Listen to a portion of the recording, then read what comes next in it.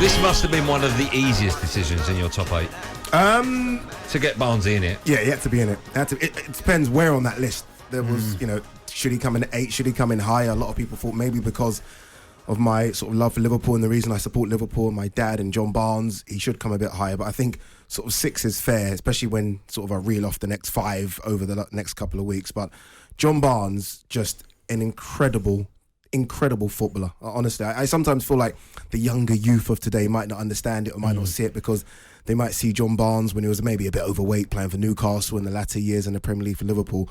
But on his day for Liverpool, for that's kind of 5 or 6 seasons, arguably, and this is the shame, I guess, we never really get to see it because obviously English clubs were kicked out of Europe, but he could have been the best player in the world for a period. He was that good, I thought. Is he the reason why you support Liverpool? Yeah, he's the reason. I remember, like, again, going back to it, my dad would always sort of fascinate over the likes of sort of Eric Bristow, and he loved snooker, my dad. Honestly, Steve Davis. There's nothing wrong with that. Why are you saying that? No, it's weird. No, they love snooker. They sit down there. My mum would come in. And he loved snooker as well. Like, hey, Dad, what are you doing? But then football, all he'd talk about was John Barnes, like, watch this, watch that, and sort of seeing a left-footed player just glide past people and score the amount of goals he scored. When we think of sort of left-sided players now and people talk about Mane and Sterling and Martinelli and, okay, they're left sort of forwards, right? So they're almost strikers. He was a left winger. And he scored 17 goals, 13 goals, 28 goals, 17, 16. That's not normal in terms of sort of his goal tally. So, yeah, I think John Barnes was an incredible player. And I almost feel, like I said, I think the younger sort of generation maybe don't know how good he is. Do you look at him as a pioneer? Because I know certainly when I speak to my dad about John Barnes, he speaks about the racist abuse that he used to take, which was bad. John Barnes. Yeah. He's almost like a pioneer. You hear the voices of Raheem Sterling, these guys nowadays.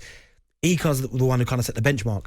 Yeah, I think there'll be certain sort of younger generation of black people that support Arsenal because of Ian Wright. Yeah. Like maybe your age demographic will support Ian Wright, and there'll be certain others that support teams because of a black player. You just follow it as opposed to following the club. And I think sort of my generation and just a bit older, certainly my dad's generation, support Liverpool because of John Barnes. Yeah.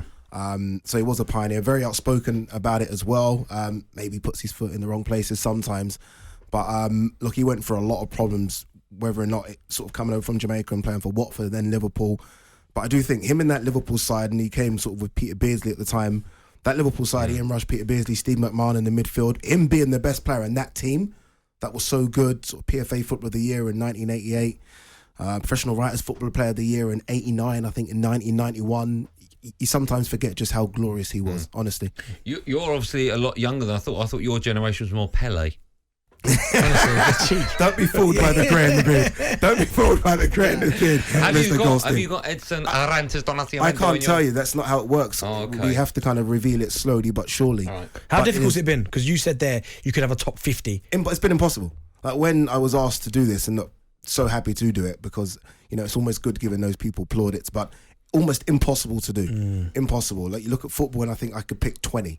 Yeah. My best sport, not boxing, is athletics. And I could have picked 100 from athletics easily. And then obviously boxing, which I cover for talkSPORT. So it's been impossible. And then you got the American sports, where we don't watch as much, but they're so big that it comes over here, right? Yeah. Just went to the NFL recently, some massive players in the NFL that won't get on this list.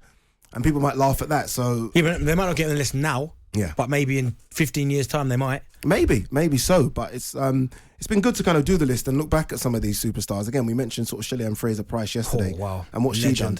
36. Yeah. 36. Just had a baby. Had a baby. So Barnes is number 6. Barnes so is how number do 6. people find out 5, 4, 3, 2, and 1? When are you have going to reveal that? Tune in 5, 4, 3, 2, 1. Tune in next week. Unfortunately, I'm away for a few days. All right. Tune in next week. H&J on Monday. No, apologies. Simon Jordan, Jim White and Jordan on Monday. All right. We'll reveal who number 5 is. Have you booked in what show you're going in for the number 1 reveal?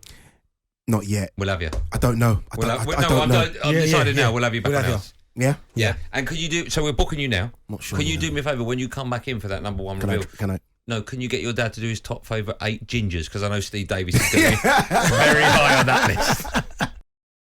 talkSPORT Drive with Andy Goldstein. Monday to Friday afternoon from 4 on AM, on DAB, via the talkSPORT app and on your smart speaker. talkSPORT.